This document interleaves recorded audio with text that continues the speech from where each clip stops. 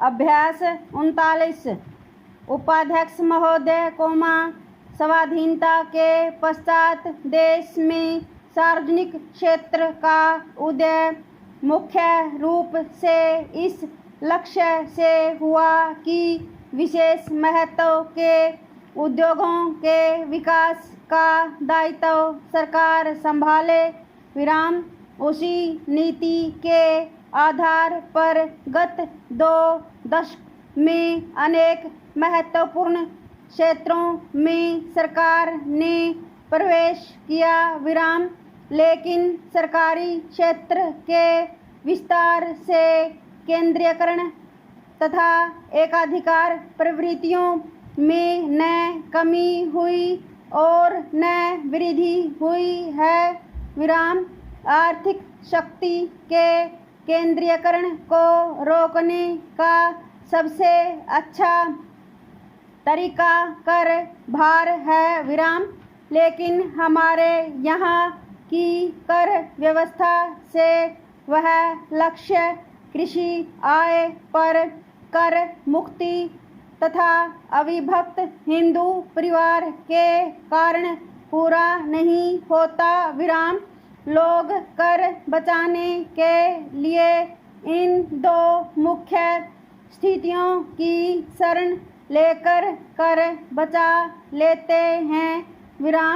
इस संदर्भ में एक बात और भी ध्यान में रखी जानी चाहिए कि आय में जो असमानताएं हैं उसे केवल ऊपर वालों की गर्दन काटने से ही समाप्त नहीं होगी।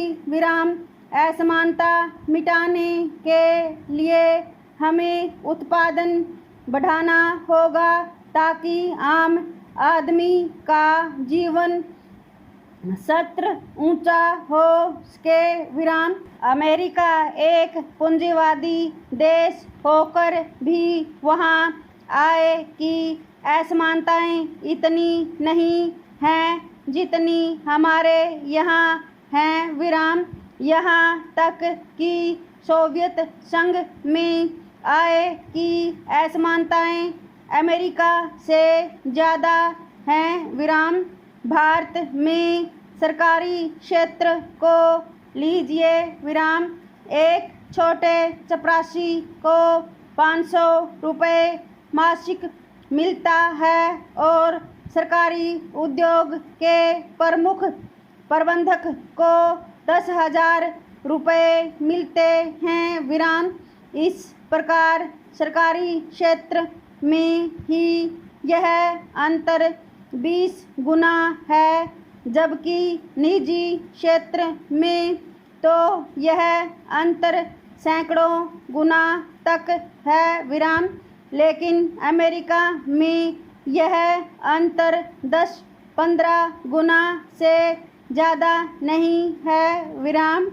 नेक्स्ट सरकारी क्षेत्र के विस्तार ने निश्चित रूप से आर्थिक शक्ति के केंद्रीयकरण और एकाधिकार की प्रवृत्तियों के विरुद्ध एक विकल्प प्रस्तुत किया है।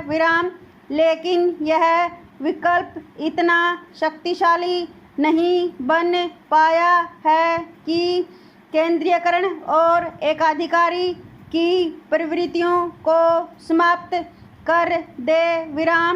राष्ट्र के 3500 करोड़ रुपए के विनियोग सरकारी क्षेत्र में करके भी हम उस विनियोग से इतने लाभ एवं परिणाम नहीं प्राप्त कर सके हैं, जितने हमें प्राप्त करने चाहिए।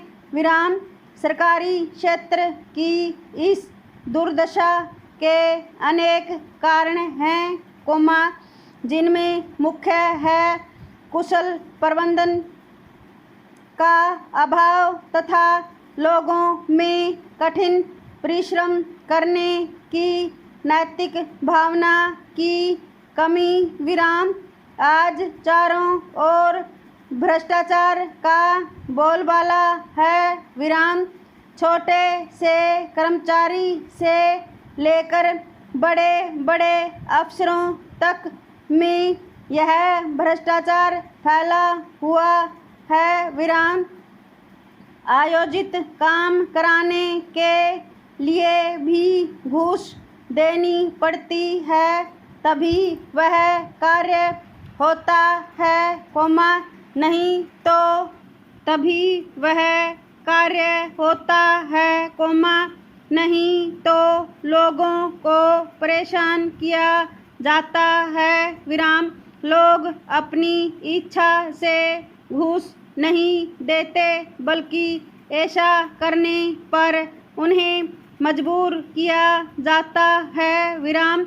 इसको दूर करने के लिए कुशल प्रबंध तथा लोगों को नैतिक बनाए जाने की आवश्यकता है विराम।